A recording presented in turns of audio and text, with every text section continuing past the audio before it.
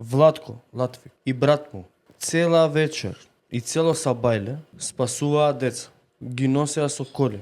Пари им даваа за нафти, за горива за да се спасува. Овие луѓе се херои. Стојан Рашков, кој што збореше после Владко, е исклучително интелигентно дете, кој што нема направено никаков у својот живот зулум на никого.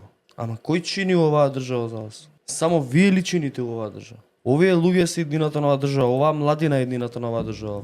Вие покажавте се што имате да покажете. Еве и да ги замолиме колегите од Курир и така натака, престанете да провоцирате и престанете да го антагонизирате народот. Ве молам, не стварајте дополнителен гнев и не фрлајте сол на рана. Немојте да ги навредувате овие луѓе кои што се истравматизирани директно. Не пишувајте глупости, не објавувајте глупости. Дајте, не провоцирајте, оставете ги луѓето да си тагуваат, да се гневни, да се изреволтирани, оставете ги луѓето, имате разбирање за нивната емотивна состојба. Не објавувајте вакви работи. Кога ќе ви садат на телефон или кога ќе ви пуштат тај објави го ова. Пишете не можам да го објавам.